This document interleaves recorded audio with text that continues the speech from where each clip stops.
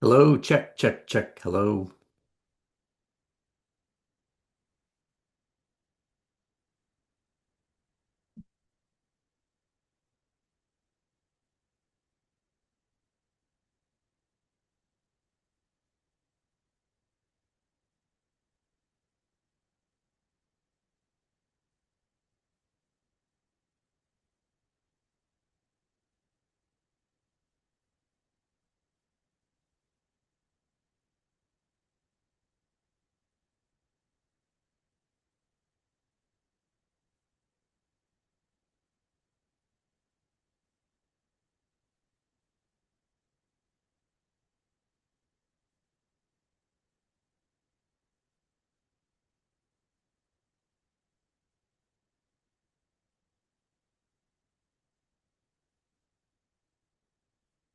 It seemed to be a little slow loading pages.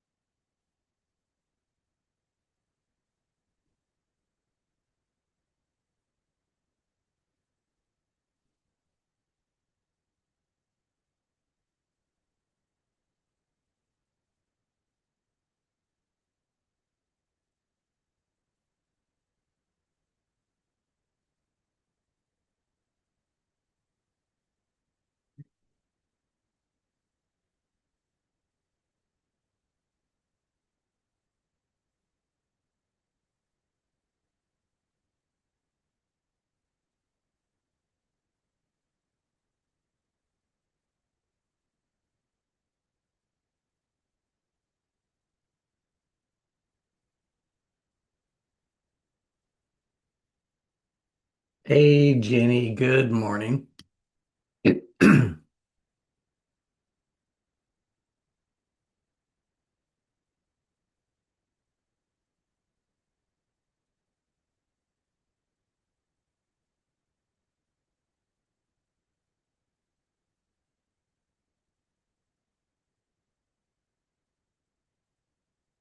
Hey, good morning, everybody. How's it going there? Welcome to our first meeting of the Insiders Group. Morning.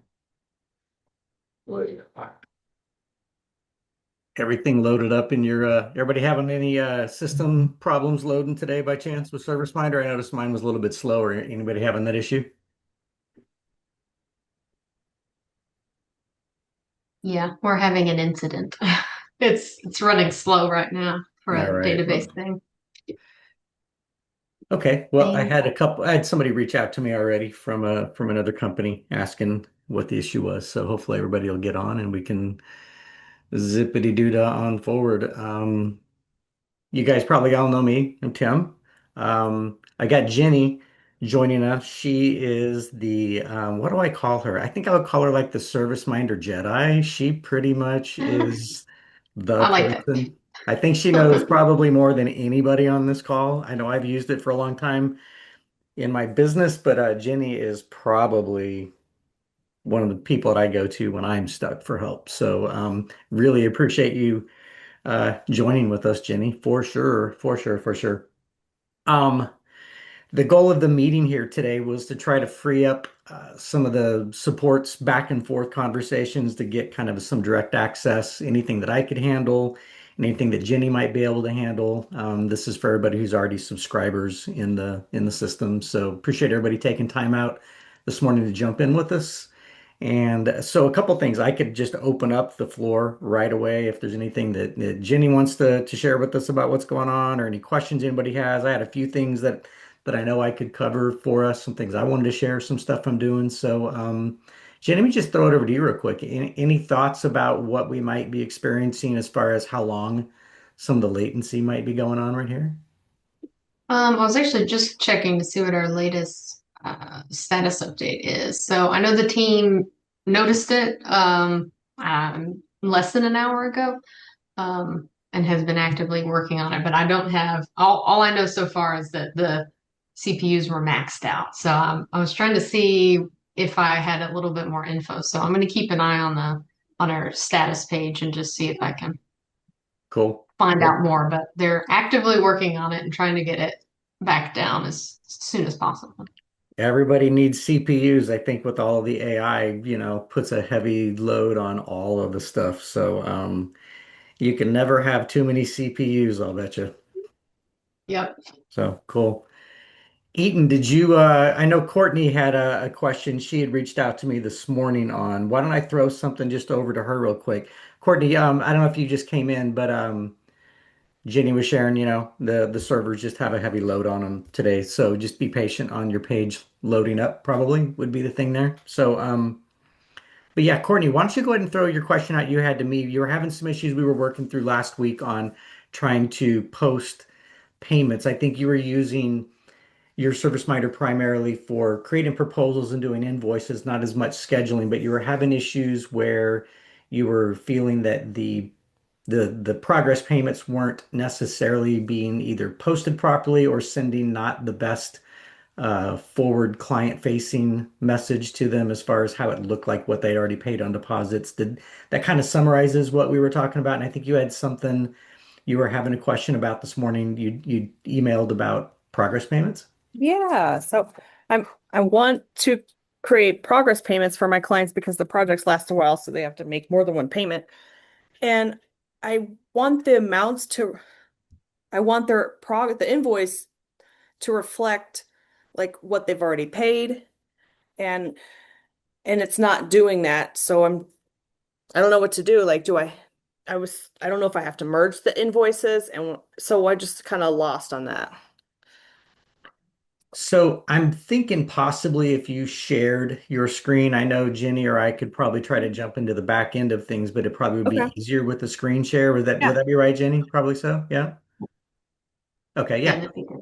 Why don't you do that, Emily? Why don't you go ahead and share what you're having the issue with so we can take a look at it with you. for sure. Let me pull. Share.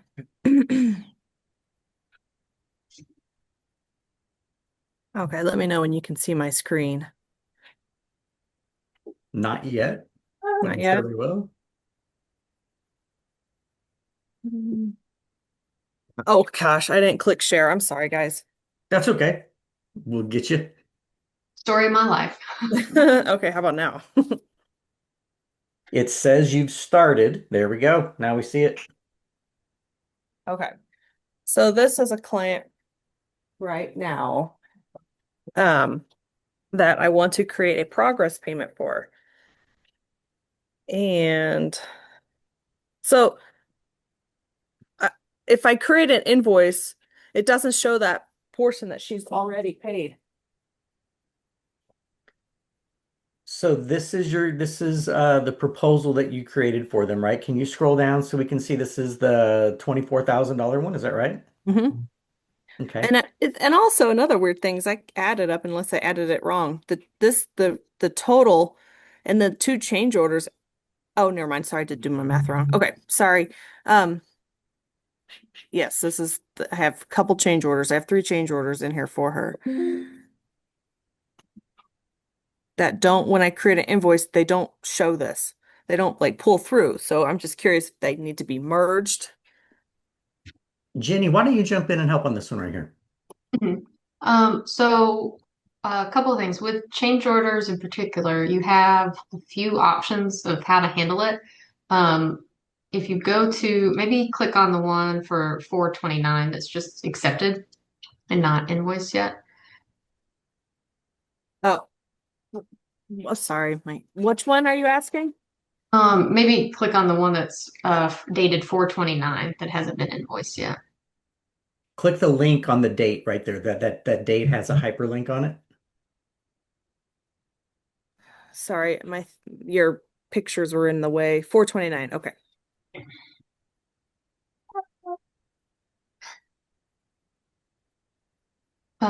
So It's basically you can, yeah, if you have a change order, you can invoice it individually, or you can, so like this one I um, accepted on I accepted it for her and I was just going to add it towards the when she makes a payment, like so she's not making numerous payments on change orders. So this one she has not made a payment on. yeah. So if you, we don't have to go through the whole thing, but if you just click actions, Nope, sorry. Okay. Yep. merge with invoice will allow you to take an accepted change order, an open change order, and then Uh-huh. you can merge it into that first invoice. So the first invoice from the proposal. Okay. And what that does then is it kind of will list it out on the invoice and you'll have like the original line items, and then you'll have the change order line items. So it all will be in one place. Um, so the other one I think that was already invoiced, unless it was merged with the It, proposal, I might just don't be on its own. I'm not sure if it is or not. I don't believe I merged it. So can I merge um ones that they've paid and ones that they haven't paid? Should I merge both of them or only ones that they haven't paid? So usually you'll merge it before it's paid.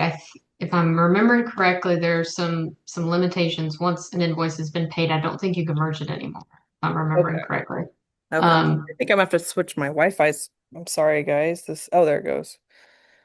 it's probably ServiceMinder instead. But the other thing to think about is so your first invoice I can see was dated like February 3rd.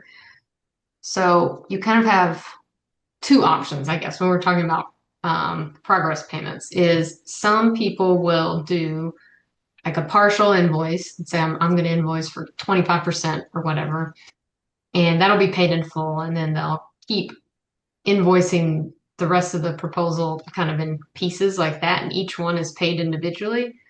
Another way to do it is, and this a lot of this depends on how you like accounting wise want to track things, but another option is invoice the whole thing, and then they just can make partial payments on that invoice, and then in that instance you have kind of a single invoice. It'll show um, check payment of $1,000, credit card payment of $5,000, whatever, and all tracking those.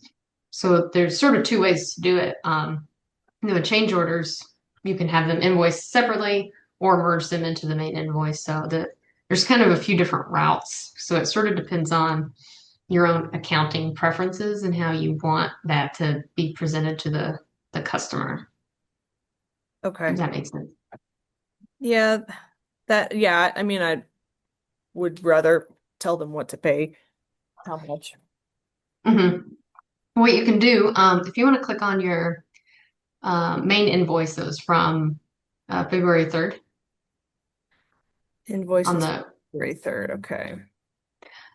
so if you want to have kind of a bigger invoice that they're making smaller payments on and you want them to be able to pay it themselves and you're not, running or recording a payment for them, you can set a payment limit on the invoice. So that basically says even though this invoice is $10,000, I only want you to pay $1,000 right now. So the way you do that is settings at the top.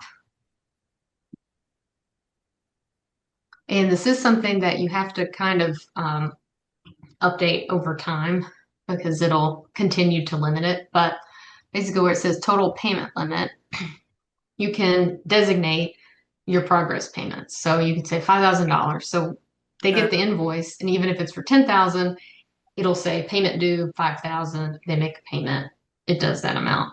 And you can kind of just keep doing that as your progress goes. So okay. that's one advantage to using one bigger invoice and then just So, setting that payment limit. okay, so that works, but would I have to merge the unpaid invoices every time there's a change order?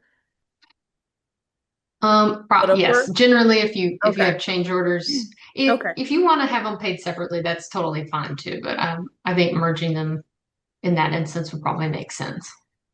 Okay. And then if they didn't, or if they did pay the change order, like a 50% deposit, it will automatically get brought over. Yeah. So if they do a deposit, then whenever it's invoiced, that'll move to wherever, if it's invoiced there or merged, the deposit just moves onto the invoice as a Okay. Well, payment. this way is a lot easier. This way Yeah. is more streamlined. I like this. Okay. Yeah. I think that should hopefully make it work a little bit better for you. And then the customer will see, they've made these previous payments and it's all kind of in one place. Great. Okay, I'm gonna give that a whirl. That seems super helpful, Jenny. I was stumped on that one. See, this is why you're here, because you definitely, Jenny, how many support tickets and things have you dealt with in your lifetime at ServiceMinder? I mean, can you even count that high? It would be a lot. We were actually looking at some stats the other day. Now, granted, this was a couple years ago when there were only like three of us on the team, but at the time, I was answering. I think it was about three to 400 tickets a month myself.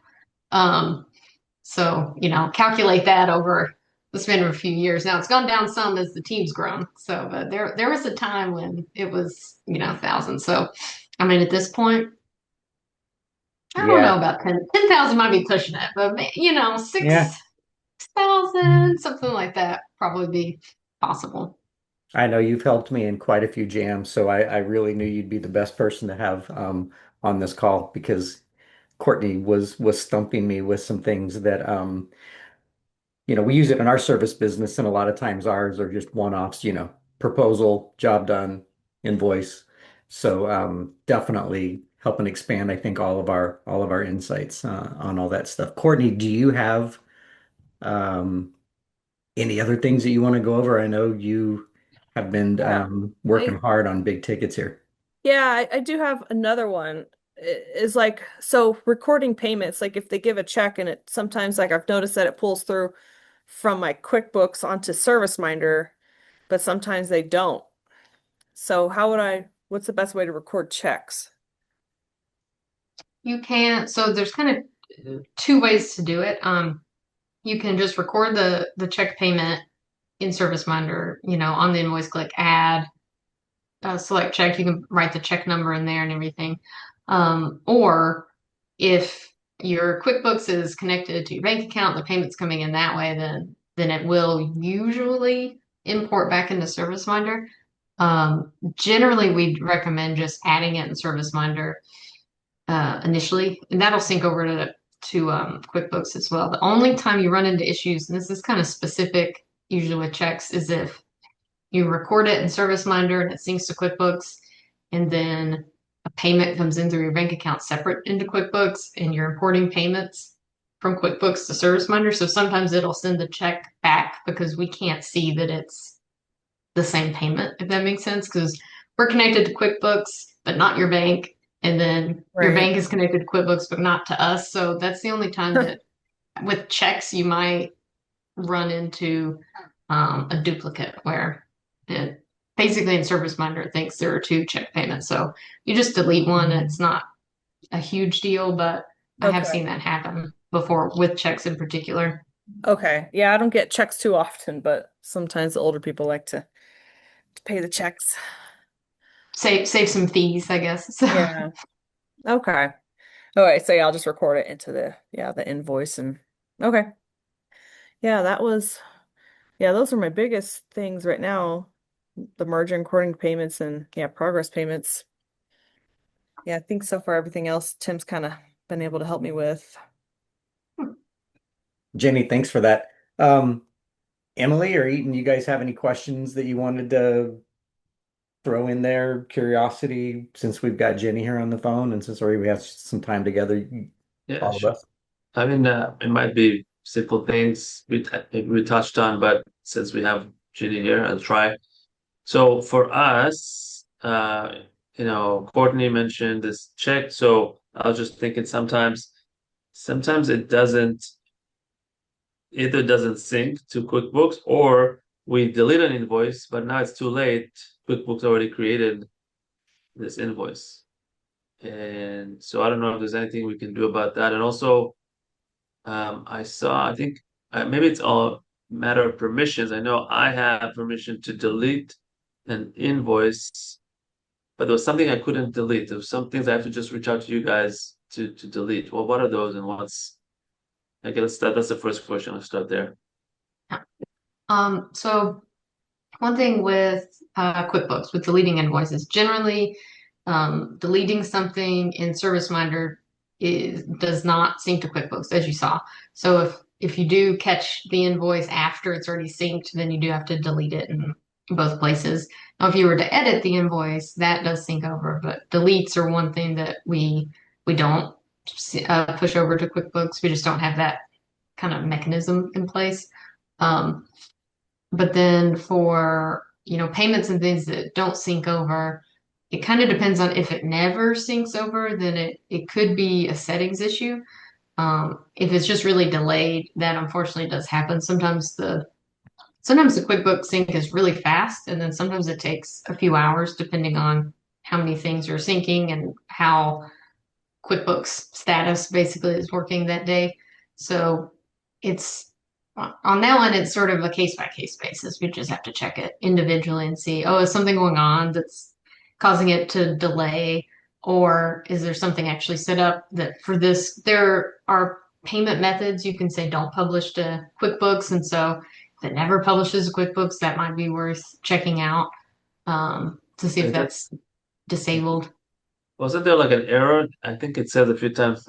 Does it create a new thing on the menu that says errors, or and then those are the ones who didn't sync?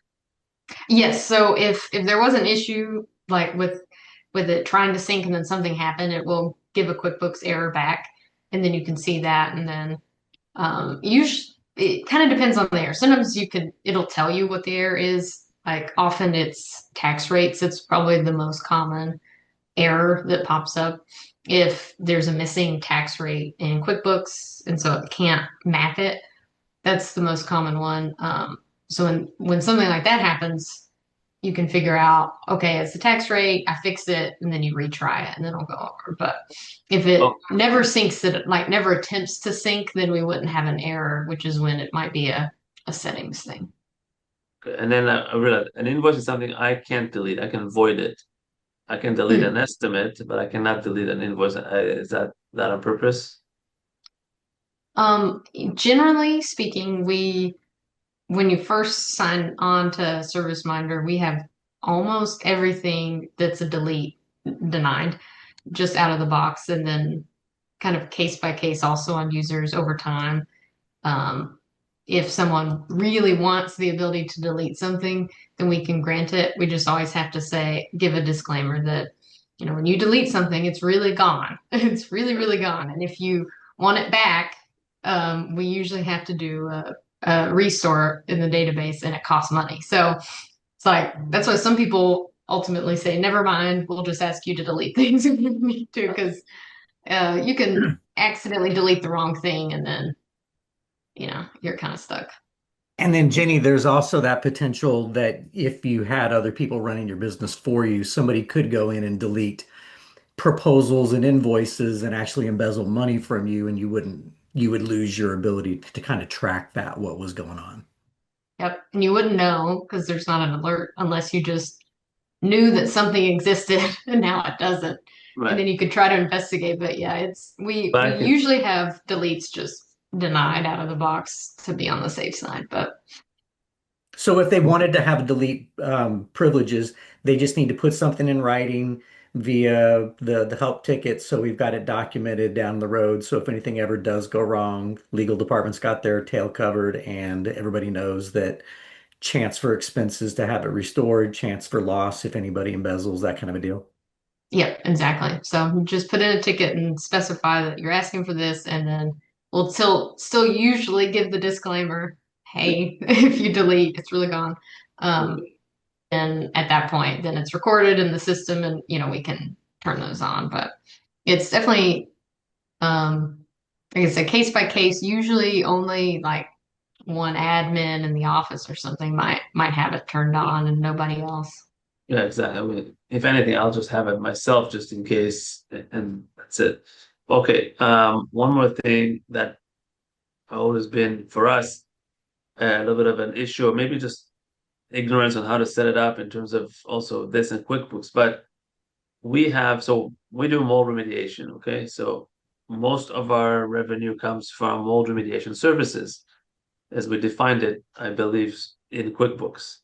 Um, but then we also have an add-on, an option. If someone does remediation, maybe they want to do a test at the end.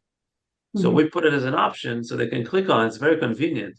But if they do, as far as I understand, that revenue goes into mold remediation services because the estimate is only limited to one service and cannot Mm, have two services.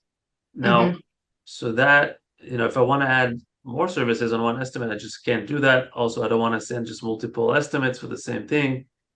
So is there anything we can do to make it easier? And then how do I know that I'm setting things up even the right way to, because I would like to see the breakdown of the revenue at the end of the whatever period. I'm not sure I know how to do that. Yep. So I'm going to see if I can.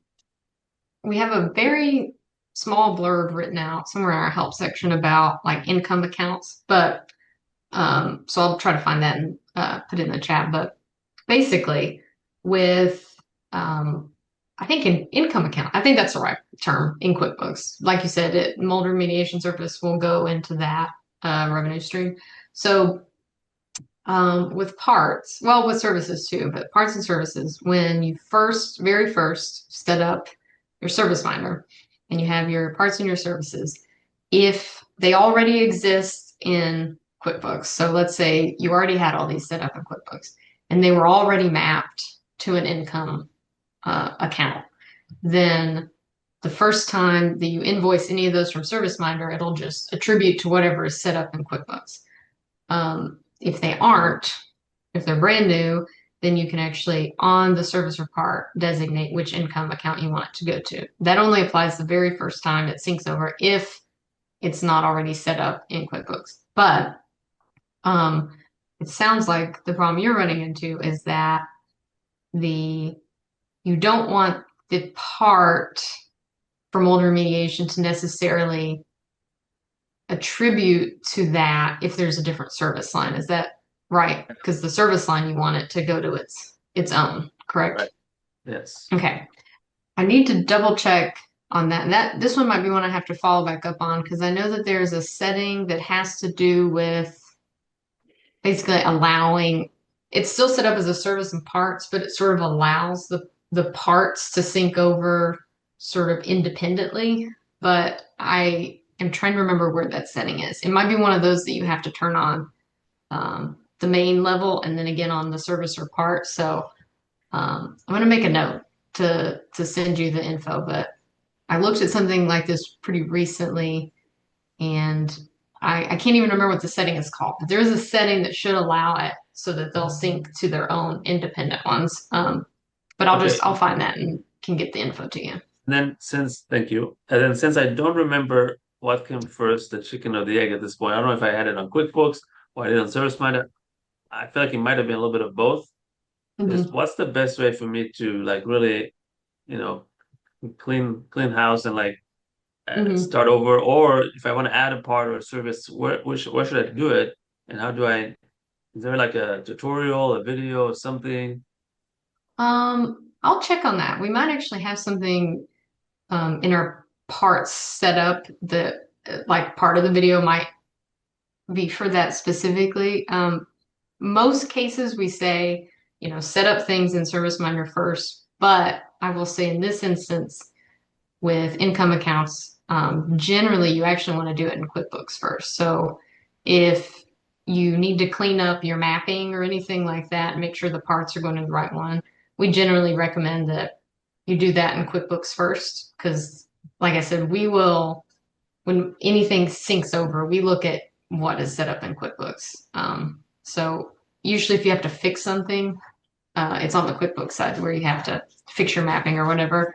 Um, for a new part, it's kind of either or. You could create the part in ServiceMinder and in the drop down say, this is the income account I want it to go to. And like I said, if it's the first time and it's brand new, it'll use what's in the drop down, but otherwise it'll use what's in QuickBooks. So for brand new ones, if you select it in the drop down, and I'll send you kind of the screenshots of where that is, then it'll basically set that as the mapping in QuickBooks. And you could change it later if you ever need to, but Right. new parts, Blender's okay, but cleanup and fixing mapping is usually QuickBooks. Right. Okay. So I'll wait to get some more info and see, and maybe yeah. Obviously, now right now I want to have one more small question, but some this might require like a screen share maybe at some point just to make sure.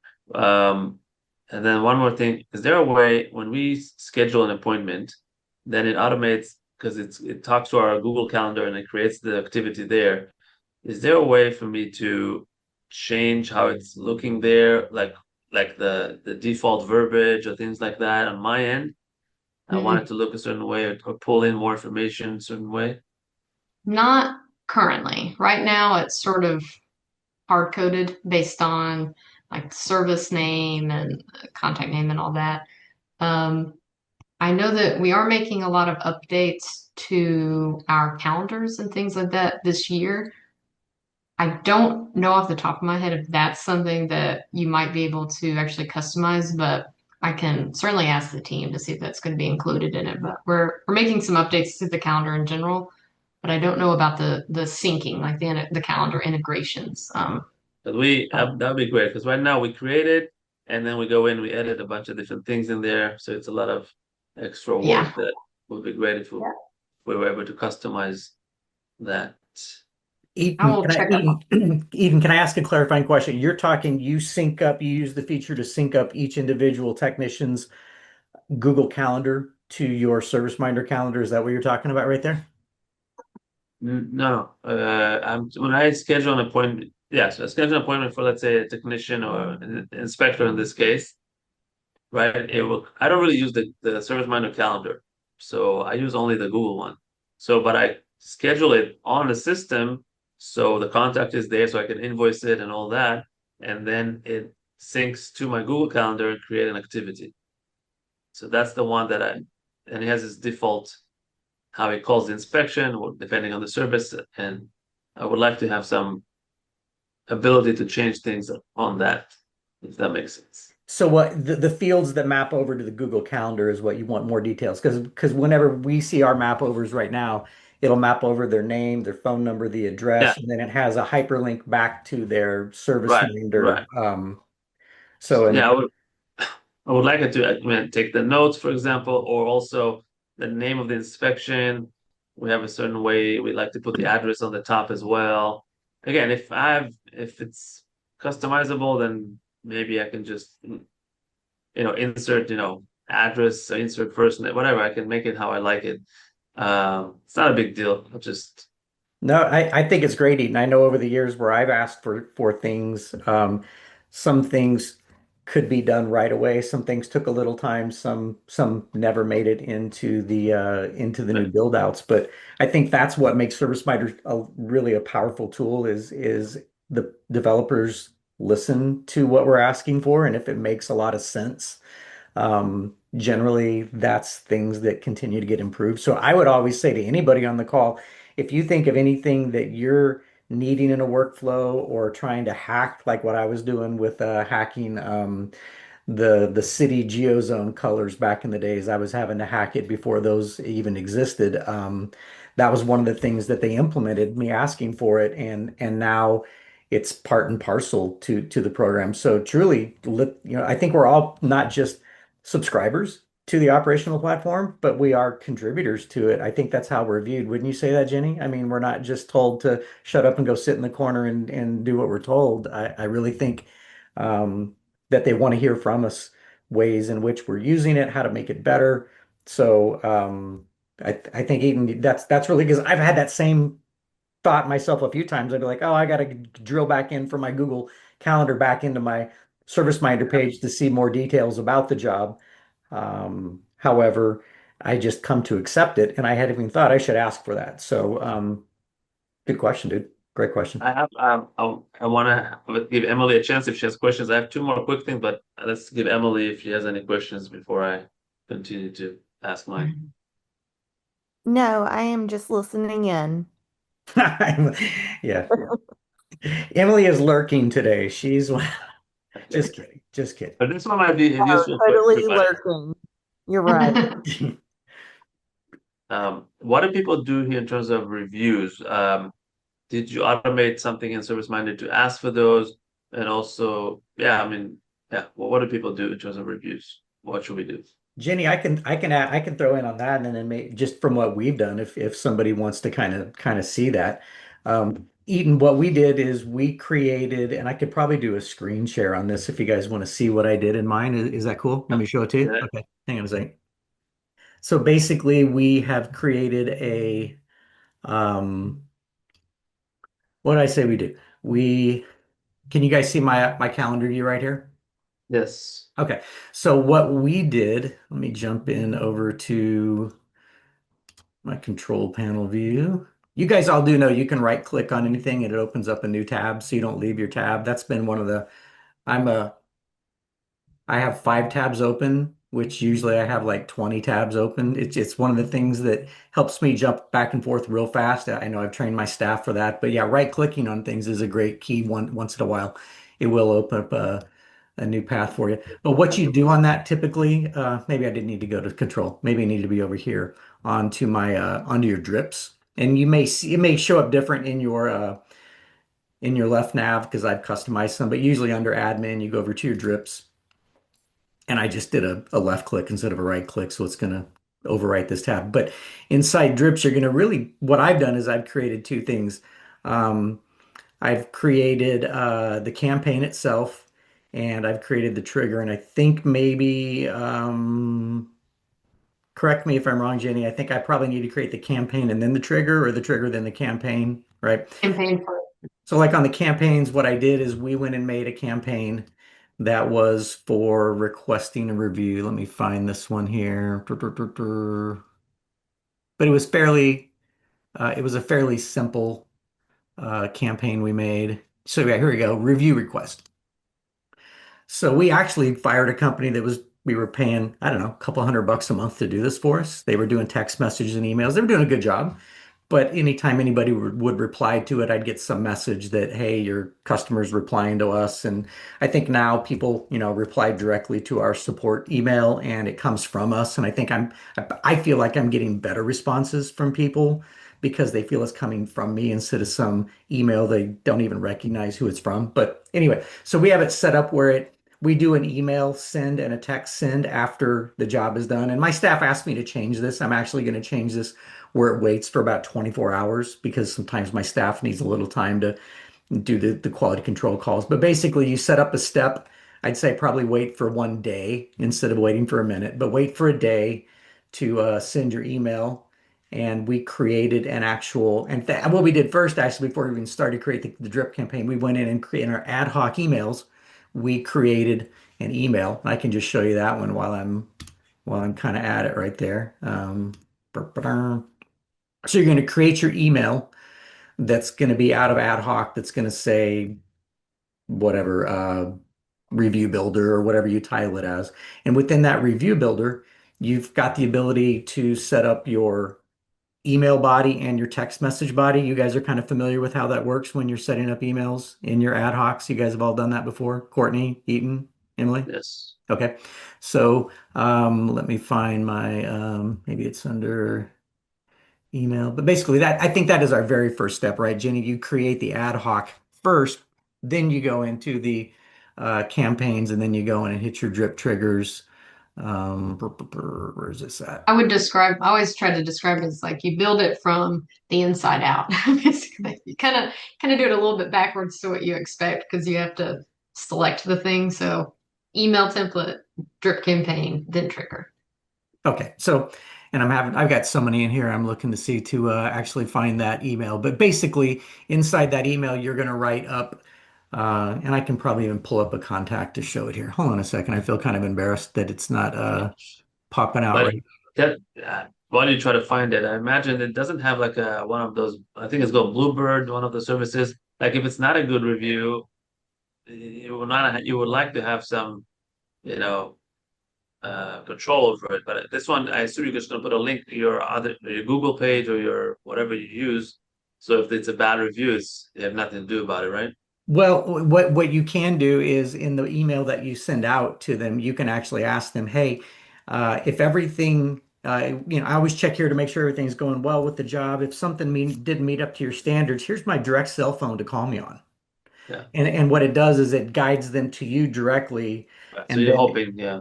and then if they're happy, of course they do end up leaving a review. That was one of the things I was concerned about because there is some of them have this gatekeeping, which I think Google sometimes really frowns upon the gatekeeping, frankly. But And is this your trigger was as soon as the invoice is paid? so I had mine as soon as a job was completed, even if the invoice wasn't done. I think the best way to do it is to do it a day after the job's been completed. And then I wait another 3 days, and then I send another three. So in the first day after it's done, and again, this will be edited in the future, I do an email and a text. 3 days later, I just send an email, and then 3 days after that, I send another email. So I only text them one time instead The of saying, email sends a text. The system sends a text. correct, correct. You said it. So that's what I was trying to find in my ad hoc emails. When you create your email, you have two different blanks. Your top blank is where you're building your email text, your email content, and then below it, it has a text block. And here we go, the review request. So what I did on mine here is I said, okay, if you're happy, we want your feedback, and I created a link for Google, created a link for Facebook, and then here in the texting template, I could even probably edit this so you see the view you've got. So you're writing your body of your email up here, and then Mhm. below you're putting your text message in.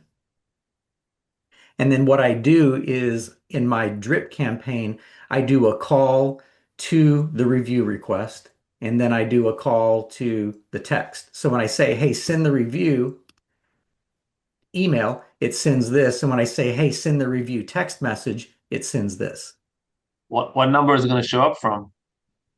What do you mean? What? Oh, so we all have in our texting area right here. You have texting set up with you? You already had your A2P certifications done, right, for your text messages. So you text your clients back and forth, right, through the No. through the.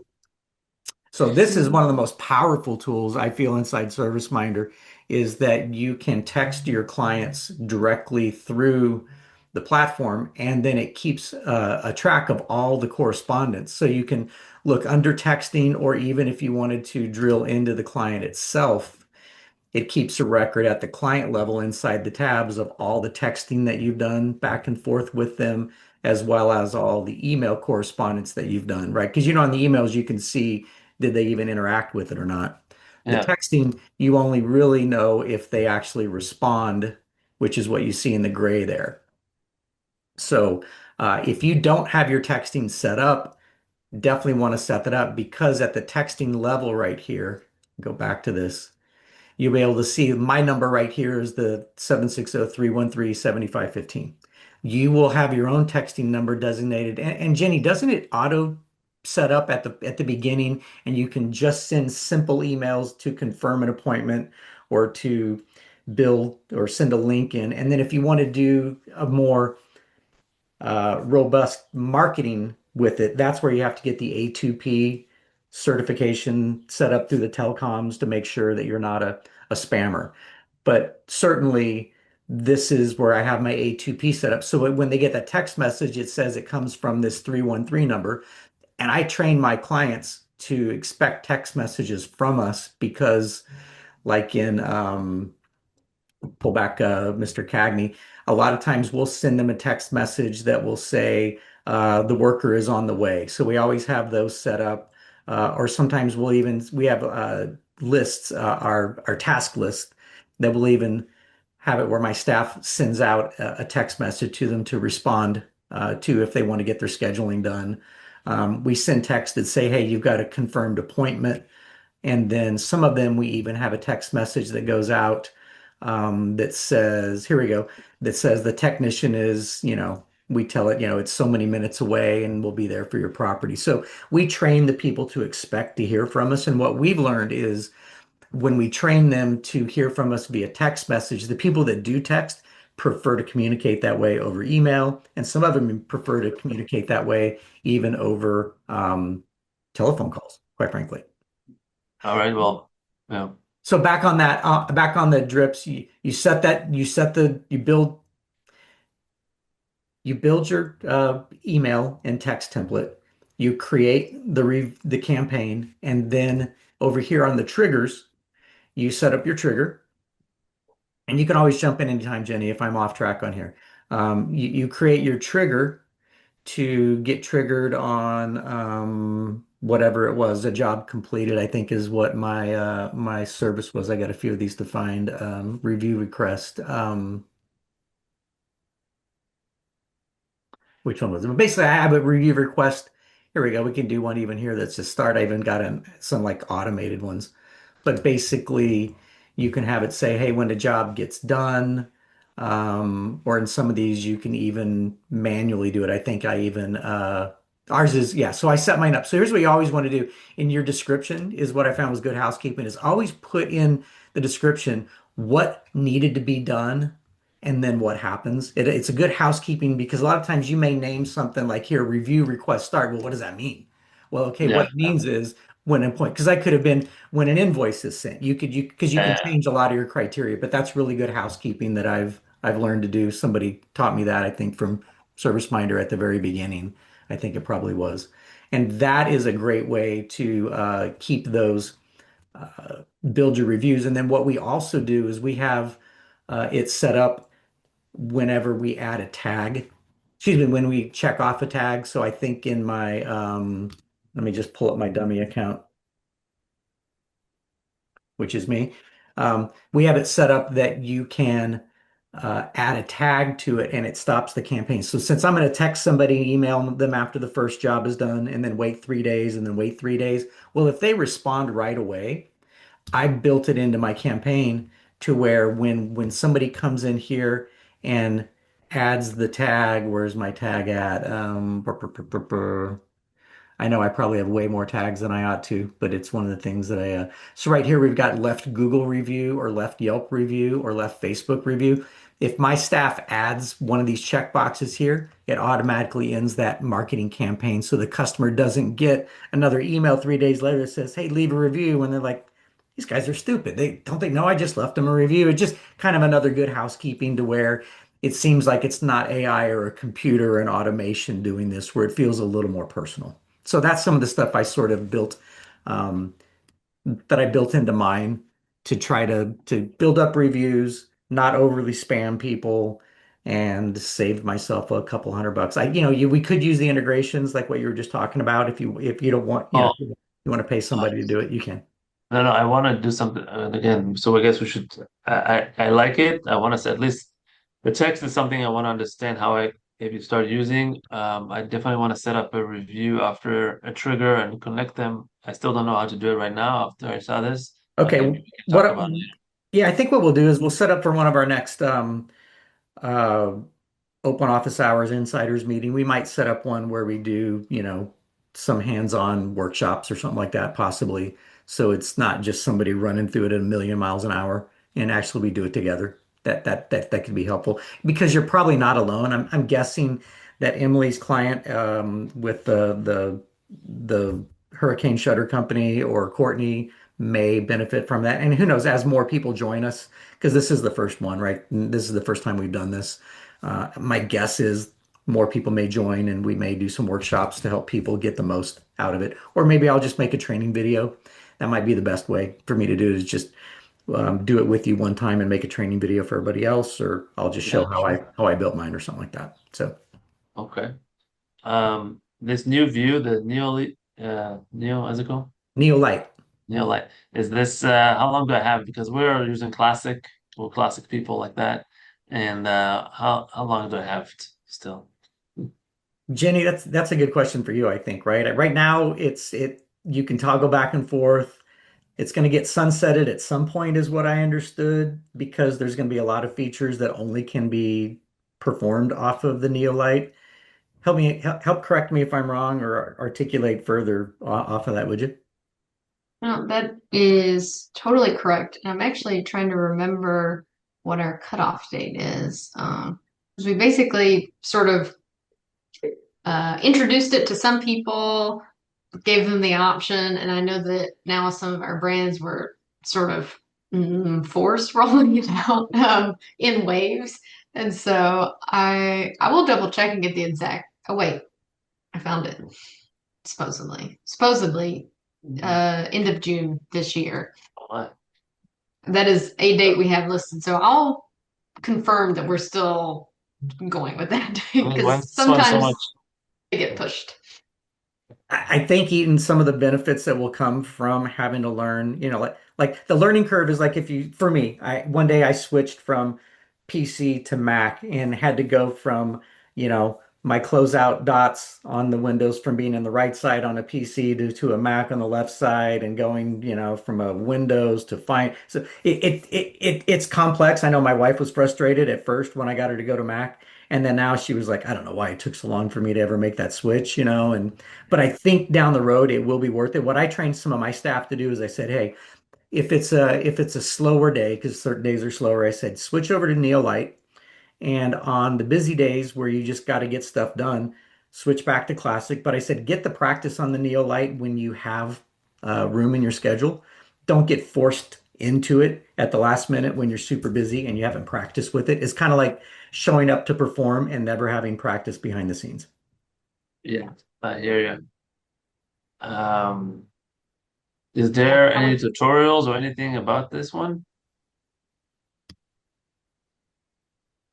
I would think so. Hang on. I feel like we had something, but I'll check in our let me look in our help There page. I are, think yeah, and while we she's have looking, something. I'm presuming you'll see some of the newer help that gets created will come based on the Yeah. Neolite view, and a lot of the help that's been built over the years obviously was built from some of the original classic views. So from what my understanding is, over time, it's going to be more and more geared towards that new Neolite view in the content that's created, the helps section that's developed, and ultimately, what you're working on yourself.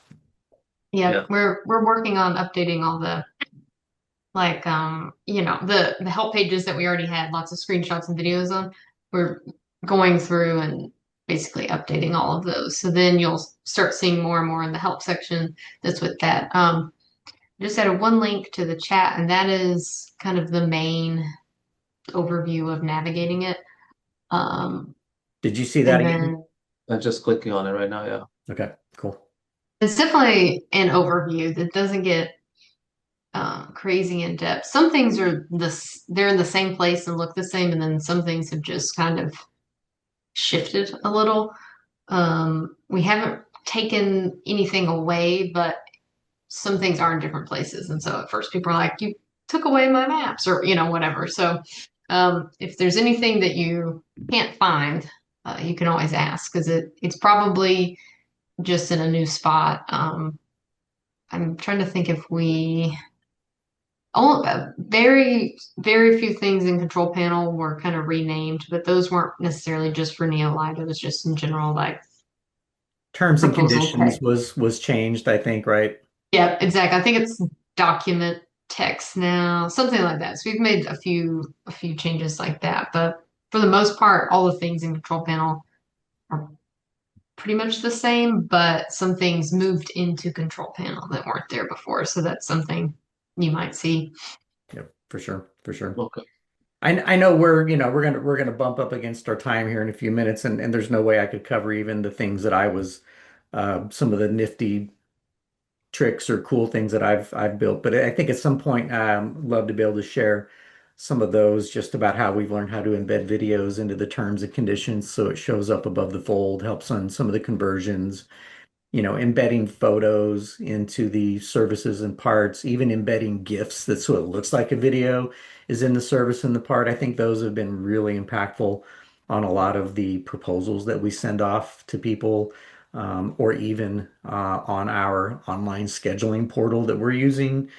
Finding some way to make the card view show up versus the tab view show up, and then the interactivity. So there's a whole lot of stuff that I think we have to be able to cover in the next insiders group. And of course, I'm guessing new questions will come up frequently. That'd be good to be able to, obviously, if you got something that's urgent, send it over through the help section on the Got a Question. Just what really helps a lot of times is to make sure you might even include a link with that to an area. And I think Jenny, I know screenshots help, but how can someone do a screenshot through the Got a Question feature? Is that maybe they take a screenshot, put it into their collateral library, and then throw that link into their collateral from their collateral library when they have their Got a Question deal that way? Anytime a screenshot probably just really helps everybody to see things. Yeah, you can add it into your collateral library and then we can check it there. You can uh, basically create the ticket, wait until you get the response back, an email. It'll be like your ticket's been created or whatever that automated thing is. Um, and then I think you can, if I'm remembering correctly, once you get that, you can reply there, like from your email and add Yes. any there because sometimes screenshots will get lost. But if you wait and reply to the automated thing, then usually they're successful in coming over. But definitely a link if you, at least in the first one, if you have a link to anything like the contact or appointment proposal, whatever you're having a hard time with, that'll at least get us moving forward on it a little faster, even if we don't have to screenshot. But screenshots are great. And if you ever do like a video, like a Loom or anything, that's really helpful too. So help me, you can actually embed a Loom video inside that, just do the link to it right there. Yep, exactly. So if you have Cool. Loom, which I think they're like it's a free, you can get a free account and record up to a few, maybe 5 minutes. So some people just do that out of the gate. They'll just record like a 30-second Loom, be like, it's here, here, and here, and then they just put the link in. So that's kind of a quick workaround if you I found Loom is an don't want to. incredibly powerful tool for all kinds of things. I hadn't even thought about it like that. So that's a good one. Thanks, Jenny. If you guys don't have it, I think it's what loom.com, I believe is what it is. It looks kind of like an asterisk or some purple asterisk, I think is their logo, but that's definitely worthwhile to have, whether you even get the paid subscription, because you can a lot of times communicate with clients that way. Super, super helpful. And I think a little bit of a GIF version of it shows up even in their text messages, so they can tell it's a video, which kind of prompts them to click on it in their text or in their email. So that's kind of cool. Um, well, cool. I mean, I think we're getting close to the love you goodbye part of the meeting. If we are, I mean, we could always, wrap up early. And if you got any more questions, Courtney or Eaton. Can I ask one quick question? Yeah, go for All it. right. So on one of the invoices I was trying to work on earlier, I merged an invoice that was already paid, and Mhm. now it's like saying my balance is it's how do I unmerge that? Because now it says like he only owes $600 when really he owes like $1,500. Why don't you share your screen, Courtney, so Okay. we can walk you through that real quick. Thank you so much. Share, where's it at? I Okay. would say just try to get him to pay the extra money. I mean, if he really likes you, just get your Go bonus with it. out of it, right? I Yeah. mean, or you could be ethical too and not double charge him. Yeah, so this is the invoice, his invoice, and I merged the change order that he already paid 50% deposit for, and now it's showing that his balance is $661 when he owes a lot Um, more than that. Scroll up to the top where the payment is. Okay, so we have one check payment. Um, I mean, at a glance, it looks like the right amount. Now, it's not, this invoice wasn't for the full proposal amount, if I'm remembering. The proposal was like 24,000, and this Yeah. proposal invoice is for like 50% of that. Is that right? Or am I Yep. So yeah, he misreading? gave 50%, Mhm.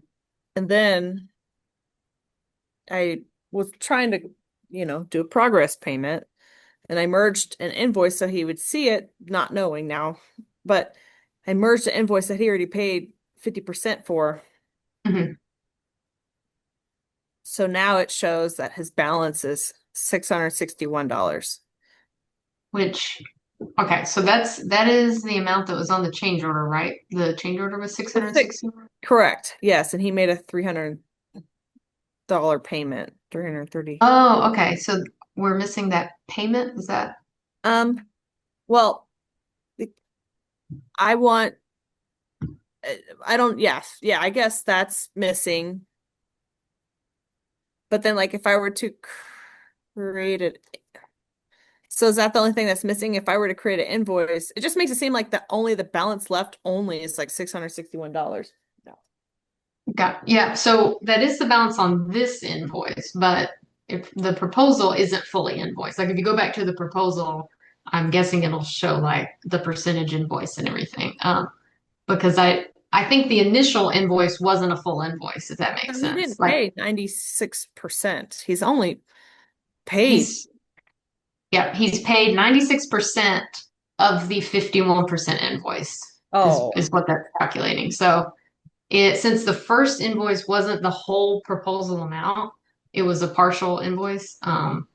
On that invoice, there's $661 remaining, but you still have more to invoice, if that yes. makes sense. Uh-huh. Yeah. So I know that gets confusing, but basically 51% has been invoiced. 96% of what's been invoiced has been paid. So when more is invoiced, the pay percentage goes down. Okay. So Jenny, can I jump in? Help familiar. What would be the best workflow for Courtney to have done from the outset before she even knew somebody was going to add a work order? What would have been her best flow for doing the deposit, doing progress payments, and then when someone pops up with change orders during the middle of the job, what would have been the best policy to implement at that time? So make sure she can kind of wrap her head around that, and all of us to wrap our head around it, quite frankly. I think in this instance, based on what it sounds like you want to do, invoicing the full amount of the proposal at first, 100%, but then setting that payment limit and just taking payments along the way. So then you have just one big invoice and they make payments, and then change orders can be merged into that if they come up. Yeah. But this one, so it was like a partial invoice with change orders. That's where it starts. Then it starts feeling confusing, like how, I haven't even Yeah. invoiced the right amount. Yeah. Well, how do I But fix this one? I would say it kind of depends on what you want to do now. Do you want to, if you ideally want to just have one big invoice, you could basically invoice what's remaining on the proposal and then merge that again, and then eventually you'll, you get them all merged, and then you just have that one invoice, and the change orders are all in it. Um, that's probably how you could handle it if you want just one invoice that's So kind of making those payments. yeah, I'm fine with one invoice like you showed me. That's great. Mhm. But how do I fix like moving forward with this job that's already been invoiced a few, so I believe I voided one trying to, this one's voided. We can, yeah, so we might have to math it out a little bit, but basically, it depends on what the right amount is. We might be able to unvoid and then merge those if that ends up being the right amount, or So it from the shows that proposal, I let us just see. got, and like I should have stopped when but all three of these tech show that they're voided, all three of these invoices.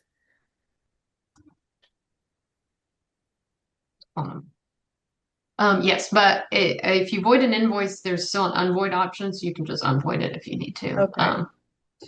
If that ends up being the right thing, like if unvoiding those and then merging them gets you to the right amount, we can do Okay. that. But um, Okay. Well, okay. Well, I'll try to see if I can fix it, and then if not, I'll just reach out to Tim. yeah, Perfect. Perfect. Perfect. Okay. Well, thank we can you get very you much. there. Just Yeah, need to, we'll help you clean it up a little bit. I appreciate it. So I know how to do it the right way. Eden had included there, Jenny, about the ability to what was it here? To get Oh, yeah. updates on different services in one estimate. Maybe if you could always forward that over to me, or you could send it to Eaton directly, from the support. Yeah, once I find it, I'll tell you exactly where the setting is and screenshot and exactly what it's called once I Perfect. locate that again. Yeah. Perfect. Perfect. Jenny, thanks for taking time out of your busy schedule. I know that there's a lot of people that needed you during this time, but I think Courtney and Eaton and Emily and myself probably all benefited massively from this. Yeah, So thank you. Thank you very much. yeah, hope everybody has a great day out there. Make the most of it and make serve people as much as you can and earn as much for your employees and your family as you can, I guess. And we'll be checking back. I think we'll circle back and probably going to try one of these once a month is what our goal is on this. We'll see if we get any pop-up ones that we do a little early. Maybe I might do a text review build out. Jenny, I'm wondering if some of the QuickBooks stuff could really be helpful to people who have that integrated. Maybe you and I do a powwow sometime and I'll record it and then save you from having to be on certain calls live or something like that because I always learn tons of stuff every time I've talked with you. Yeah, that sounds good. I know QuickBooks in particular is one of those kind of complicated ones. So that's a good idea. Yeah, and it's kind of important, I guess, money, sort of Yeah, sort important of. about getting that collected. So, all right, everybody. Like I said, this is probably the love you goodbye moment for sure. So, until the next time, we'll be in touch and I'll see you guys all later. Thank you. Have a great week. Yep, Thank you. likewise. All right, see ya. Thanks, Jenny.